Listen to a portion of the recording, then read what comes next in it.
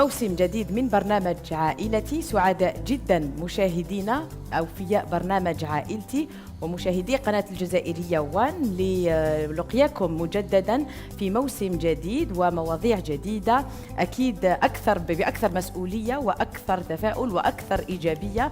البرنامج سيكون يومي على الساعة 6:30 مساء بفقرات نفسها وفي نفس الوقت مستجدة. أكيد حافظنا على نفس الفريق وأعدنا وجه جديد وجميل كنتوا شفتوه معنا في بداية الموسم الأول. أمينة الزينة، مساء الخير، مرحبا بك. مساء الخير نسيمة، راني بزاف فرحانة اللي وليت مع عائلتي الثانية في حصة عائلتي، وإن شاء الله حيكون موسم في القمة إن شاء الله. وللمسة أمينة أكيد لمسة خاصة رايحين تشوفوها دائما معنا في الفقرة. راح تكون أيضا معها الزميلة الدكتورة غادة قادري اللي راح نشوفوها من خلال الأسابيع المقبلة.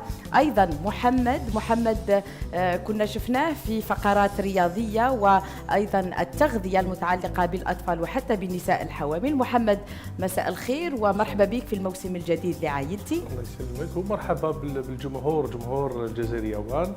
السنة راح ندخلوا يعني من زاوية أخرى، نهتموا بالتغذية تاع الطفل، تاع المرأة، تاع المراهقة، والحاجة اللي راح الإضافة يعني نرغبوهم بنصائح وربما طرق أخرى باش جيد نديهم التغذية الصحية. جيد. إذن والفنانة القديرة والسيدة الجميلة سيدة الشاشة الفنانة بهية راشدي هي الإضافة أيضا في البرنامج، تجربة طويلة وأكيد لمستها أيضا ستكون خاصة في التحاقها بالبرنامج، ويحضر معنا في كل عدد أكيد مختص في مجال.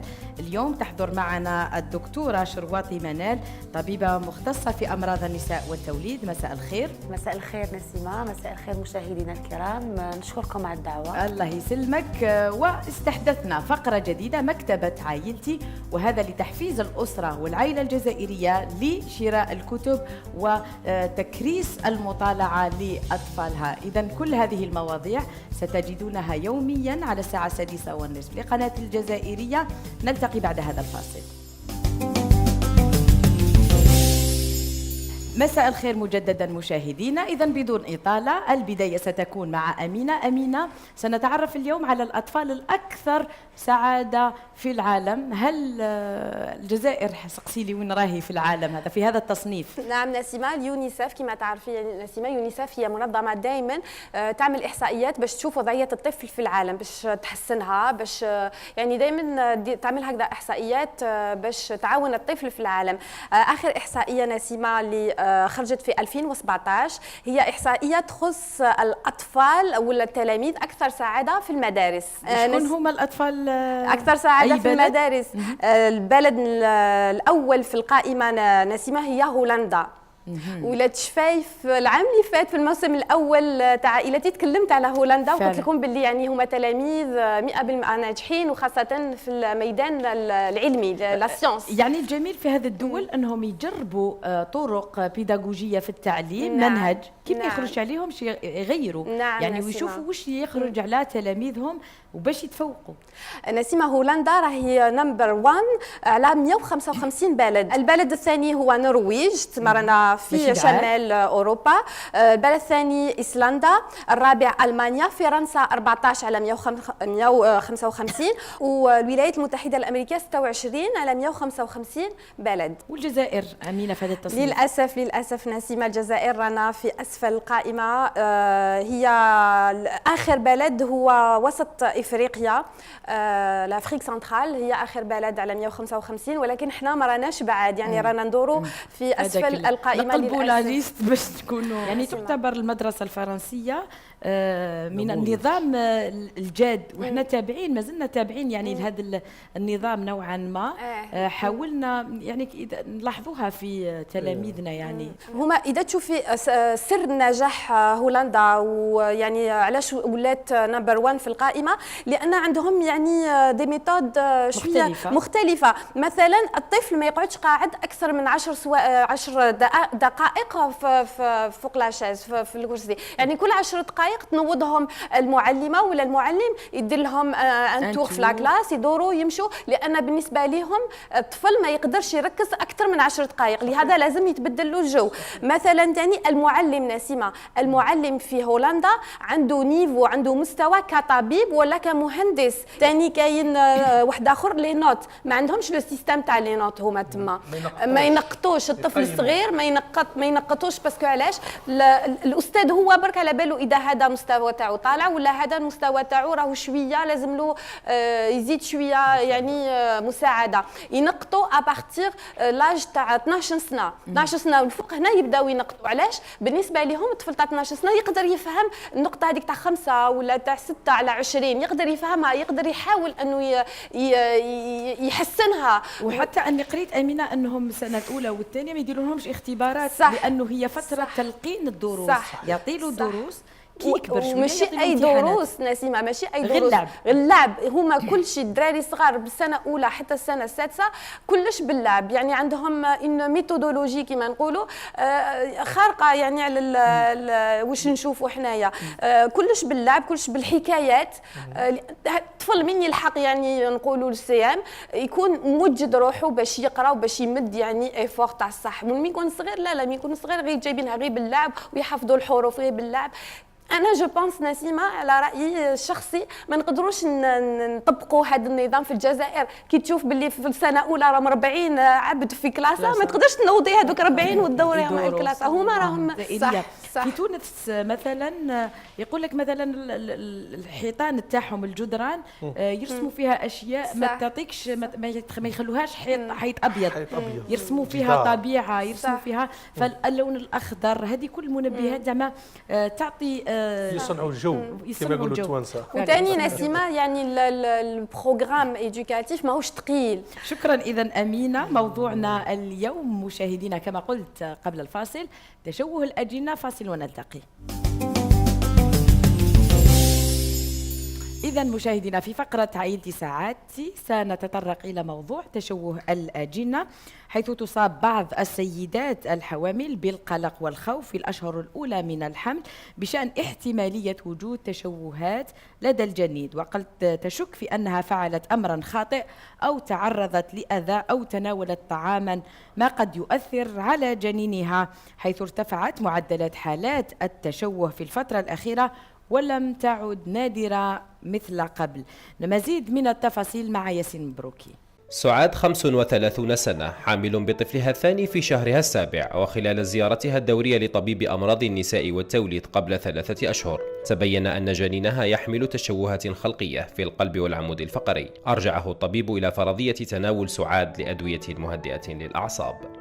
وكاين الادويه هذو نورمالمون الاطباء اللي راهم يعالجوا اللي يتبعوا في الام كي تعود بالجنين خاص بالاخص 3 أشهر الاولين اللي هو لي 3 بريمي موا اخص لازم يعني تحذر وتصرح يعني الحمل نتاعها لي 3 بريمي موا للطبيب اللي راه يعالج ولا كان يعطي لها وصفه طبيه.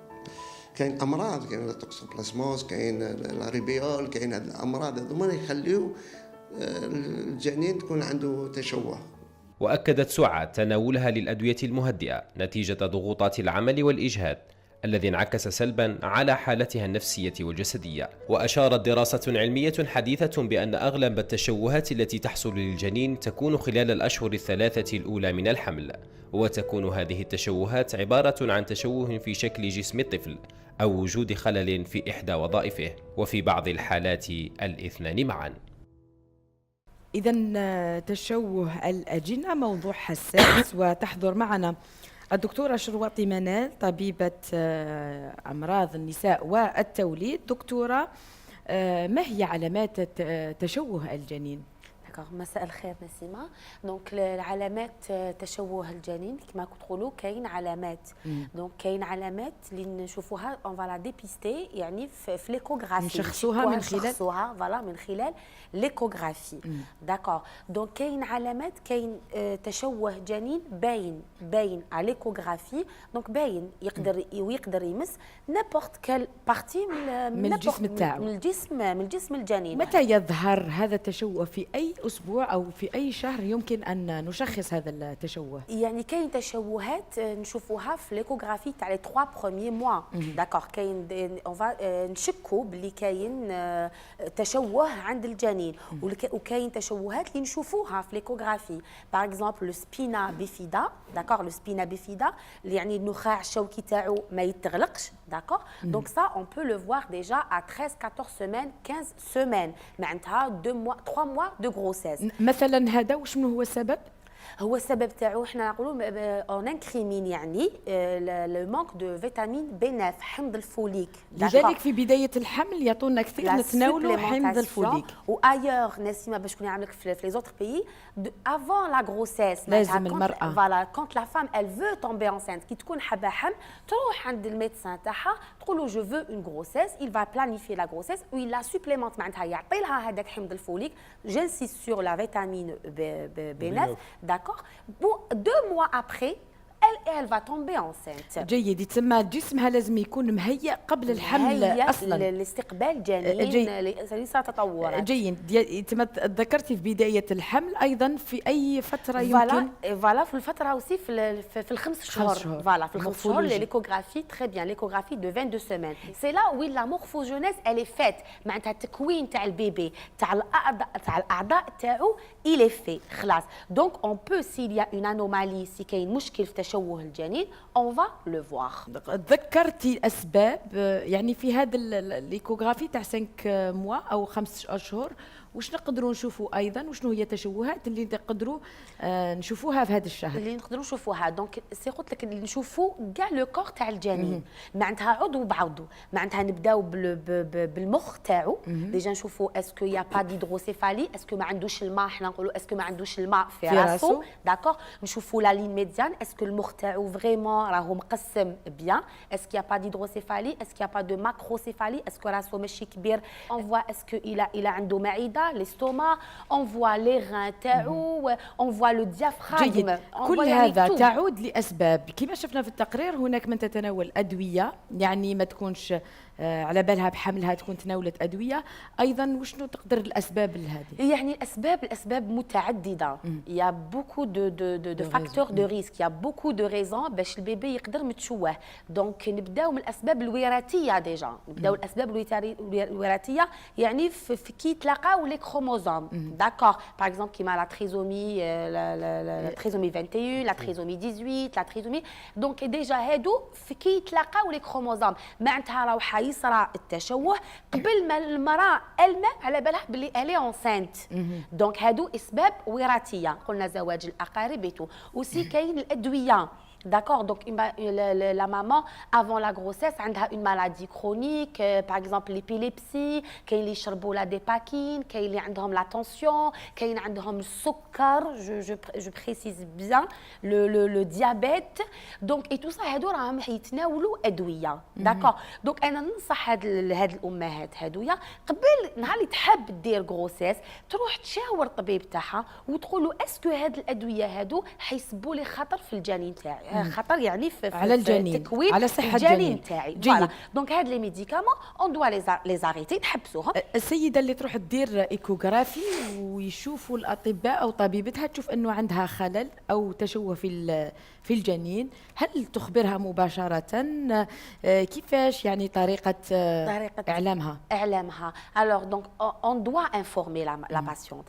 Donc là par exemple on détecte نشوفوا بلي راهي كاينه تشوه في الجنين كسوا راسو ولا رجليه ولا يا با دو اجينيزي دا ممبر ولا يعني on doit informer la patiente. جيد.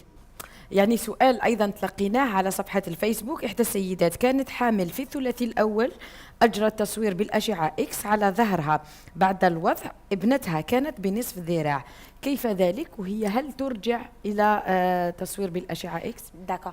دونك نسيمة هذا سؤال مهم جدا باش نوضحوا للامهات تاعنا، يعني للنساء تاعنا باش نوضحوا لهم كونسيرنون هاد الاشعه لي ريون اكس.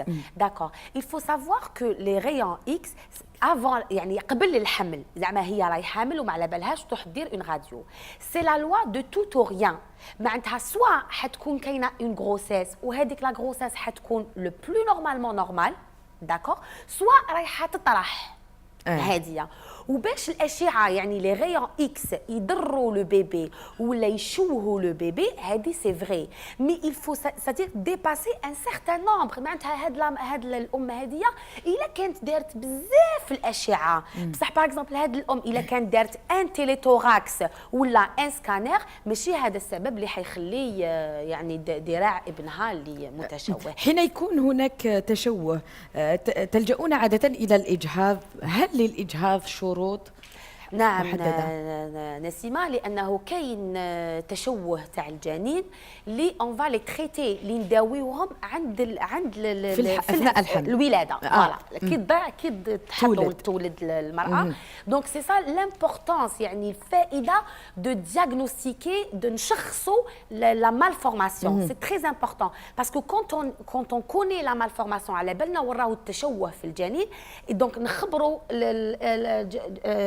سيسيست يعني اطباء جراحه الاطفال، نخبروهم يكونوا معنا في يعني او مومون دو لاكوشمون. دونك الاجهاض سي با توجور سا لا سوليوشن، ماشي هذا هو الحل، باسكو كاين تشوهات اللي اون فا لي تريتي اللي رانا حنداووها. ماتنو كاين تشوهات اللي الطفل على بالنا ما راهوش حيعيش، تشوه لونفون إلي نون فيابل وقادر يشكل خطر على صحة الأم ربما.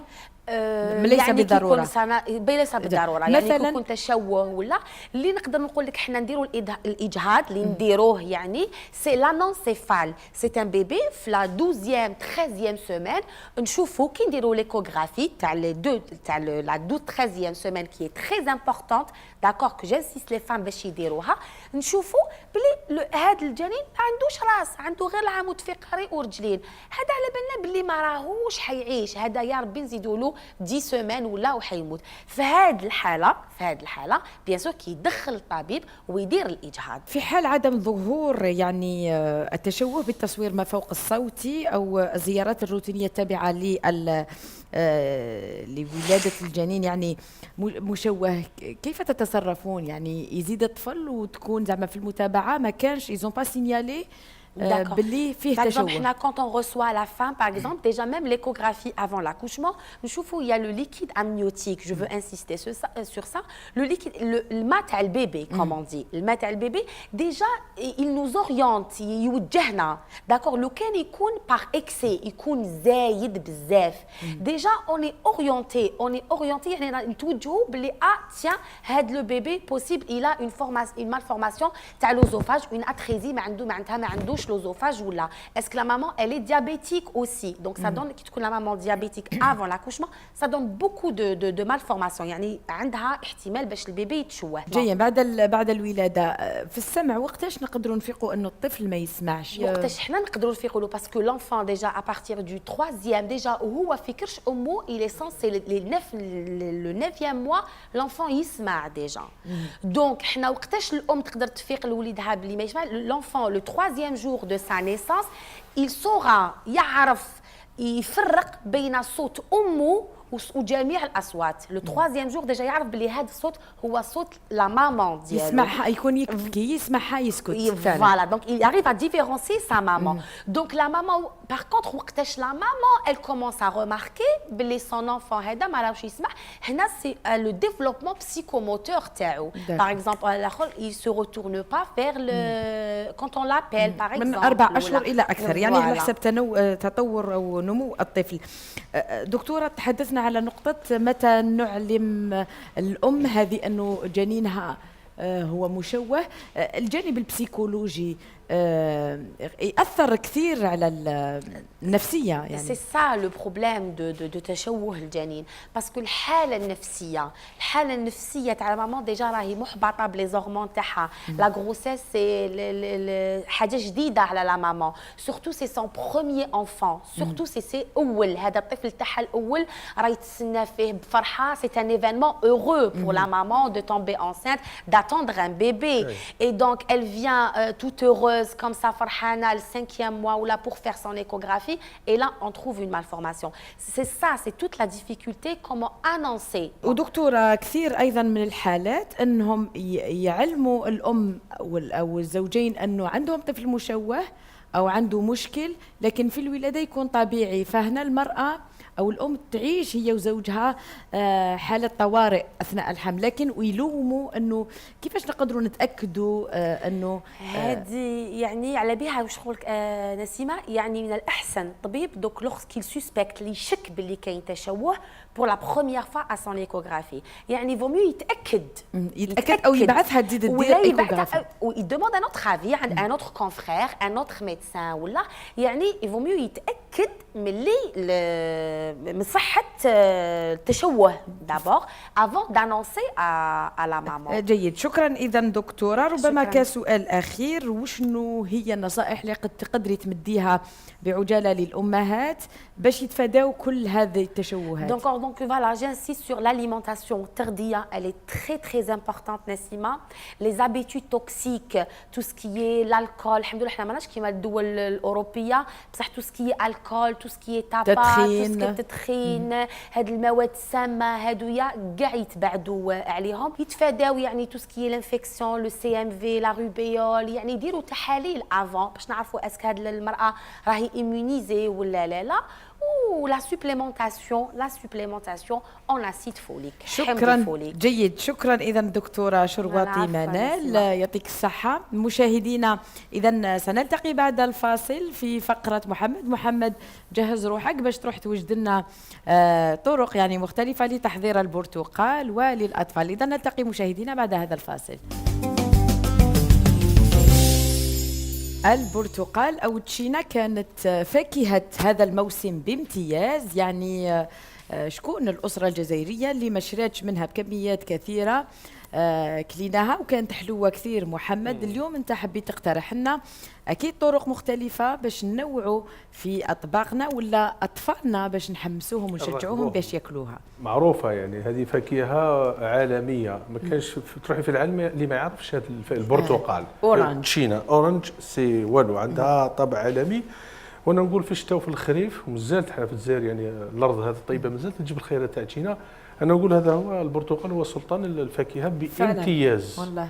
وتشينا بلا ما نضلوا نعاودوا بالفيتامين سي، انتي اوكسيدون، ضد وعكاءات البرد، الامراض، الكولاجين ليكم للنساء، على بالك تعطل ظهور تجاعيد في الوجه، وعلى بالك كي نقولوا سي انتي ستريس. تشينا ثانيه سي انتي ستريس ضد الاكتئاب، حتى الرائحه تاعها عندها تاثير على لو بسيشيزم وعلى الهرمونات. كيفاش نرغب ولادي باش ياكلوا تشينا؟ باسكو الولاد فنيانين باش يقشروا يحب يروح للجو.